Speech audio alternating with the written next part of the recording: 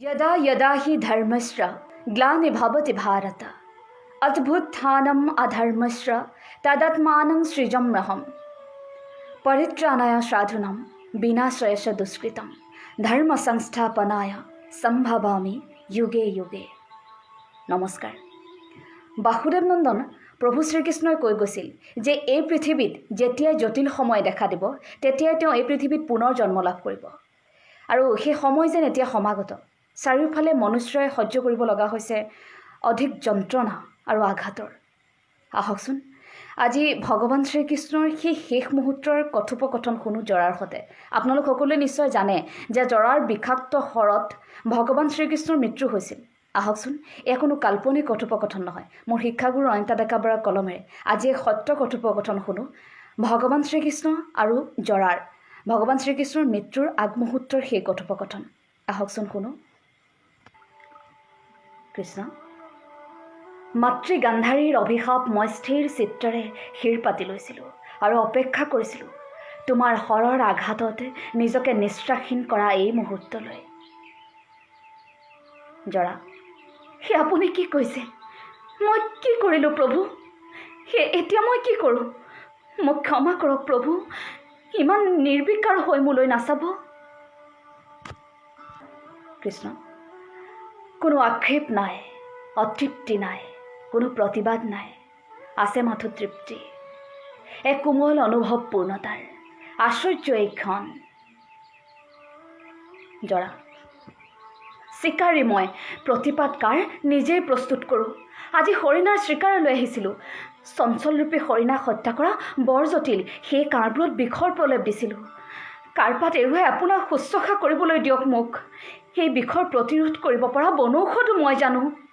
প্ৰভু, মোক পাপত নুডুবাব। সেই বিষ আপোনাৰ ৰক্তত মিহলি হৈ আপোনাক সৰ্বনাশ কৰিব। কৃষ্ণ, জৰা, এয়া নিয়তি, তাক সহজে গ্ৰহণ কৰা তুমি মোৰ দৰে। গীতাত মই অৰ্জুনক কৈছোঁ, যদা যদা হি ধৰ্মস্য গ্লানিৰ্ভৱতি ভাৰত অদ্ভুত্থানম অধৰ্মস্য তদাত্মাनं সৃজাম্যহম পৰিত্ৰাণায় সাধূনাং বিনাশায় দুষ্কৃতম ধৰ্ম সংস্থাপনায় সম্ভৱামি যুগে যুগে। এতিয়া মোৰ যোৱাৰ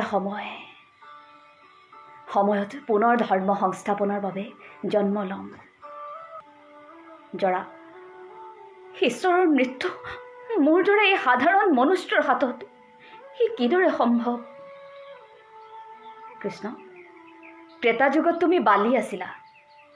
মই চালনাৰে তোমাক ৰাম অৱতাৰত হত্যা কৰিছিলোঁ। এয়া সময়ৰ আহ্বান। যি হৰ মই তোমালৈ নিক্ষেপ কৰিছিলোঁ, আজি মই তাক ধাৰণ কৰিছোঁ। জৰা, প্ৰভু, আজি দ্বাৰকা এৰি এই নিজান স্থানত এইদৰে একান্তভাৱে কিয়? ঈশ্বৰেও মনুষ্যৰ দৰে হতাশাত দহে নেকি? কৃষ্ণ, যোগী শ্ৰেষ্ঠ নে তপস্বী কোৱা? মানৱ শৰীৰ ধাৰণ কৰা প্ৰতিটো আত্মাই পৰমাত্মাৰ অংশ। সময়ৰ আচুৰত ক্ষত হোৱা আত্মাই নিৰলে ধ্যানস্থ হয়। আত্মজ্ঞানেৰে প্ৰশ্ন সোধে আত্মসত্তাক। নিজৰ বাবে সময় বিচাৰি মই দ্বাৰকাৰ পৰা এই সোমনাথ নামৰ ভিতৰুৱা ঠাইখনলৈ প্ৰায়ে আহোঁ। এই ঠাইখনলৈ আহি নীৰৱে জিৰণি লওঁ।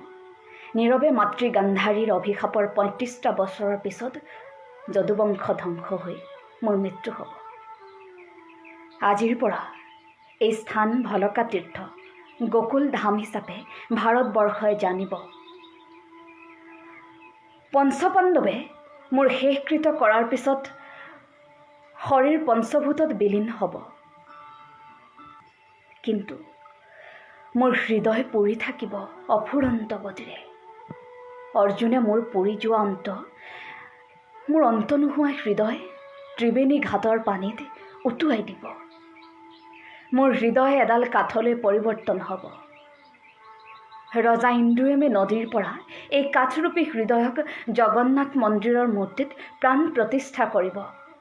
প্ৰতিবাৰ বছৰৰ মূৰে মূৰে মন্দিৰৰ মূৰ্তিক পৰিৱৰ্তন কৰা হ'ব, কিন্তু প্ৰতিষ্ঠা কৰা হ'ব মোৰ হৃদয়ক অক্ষুণ্ণ ৰাখি পুনৰ মূৰ্তিত। জগন্নাথ মন্দিৰৰ মূধচৰ পতাকা প্ৰতিদিনে পৰিৱৰ্তন কৰা হ'ব। এই পতাকা বায়ুৰ বিপৰীত দিশত উৰিব। তুমি যোৱা পঞ্চপাণ্ডৱক মোৰ মৃত্যুৰ খবৰ দিয়াগৈ। হে অৰ্জুন, মোক হৃদয়ত স্থাপন কৰা, মোক আত্মাত স্থাপন কৰি পৰমাত্মাক স্পৰ্শ কৰা। গীতাত মই জ্ঞান যোগ, কৰ্মযোগ লগতে ভক্তি যোগৰ কথাও কৈছোঁ। এই ভক্তি হ'ব লাগিব নিজকে বিশ্ব ব্ৰহ্মাণ্ডৰ শক্তিৰ ওচৰত নতশিৰ কৰিব পৰা আত্মজ্ঞানৰ তপস্যা। ধন্যবাদ।